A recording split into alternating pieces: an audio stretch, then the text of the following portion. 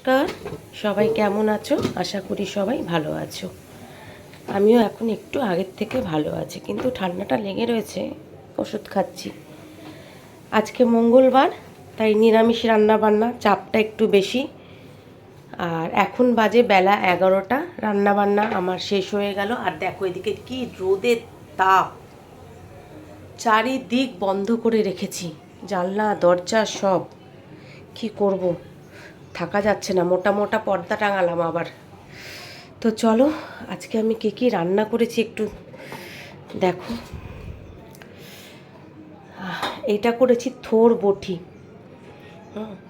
সেই দাদার বাড়ির থেকে, মানে ওর শ্বশুর বাড়ি থেকে আর কি, থোরগুলো আনা হয়েছিল। থোর, মোচা, কাঁচকলা সবই এসছে। তো আজকে ওদের বাড়িরই এই থোরটা করেছি বটি। বড়ি ছিল না তো, তাই আজকে বড়িটা দিইনি। তো দুটো ভাগে কেন সেটা বলবে হয়তো। দুটো ভাগে আসলে তাপসের যেহেতু মিষ্টি খায় না, ওর তো সুগার আছে, তাই ওরটা একটু সুগার ফ্রি দিয়ে করেছে। আর আমি সুগার ফ্রি দিয়ে না খেতে পারি না, তাই আমারটা একটু চিনি দিয়েছি। এগুলো আবার না একটু মিষ্টি মিষ্টি না হলে ভালো লাগে না। এদিকে করেছি থোরবটি। আর এই ভাতটা এখন জাস্ট নামালাম, বলেইছি আমি ঠান্ডা ভাত খেতে পারি না। এই যে ভাত করেছি। আর এইদিকে করেছি আম ডাল। আম ডাল করেছি, বেশি কিছু করিনি। আর এদিকে করেছি কাঁচকলার কোপ্তা। এই যে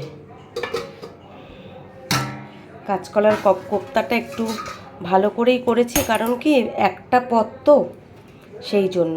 নিরামিষের দিন ওরা আবার একটু ভালো না হলে খেতে চায় না। আর মিষ্টি দই পাতা আছে, ওই টক মিষ্টি সুগার ফ্রি দিয়ে, ভালোই লাগে ওটা, আবার খেতে বেশ ভালোই লাগে। আমি একটু উপর থেকে চিনি দিয়ে নিই। তো এই হয়েছে আজকের মেনু। আমার ব্লগটা যদি ভালো লেগে থাকে তাহলে একটা লাইক দিয়ে একটু সাবস্ক্রাইব করে দিও, কেমন? টাটা।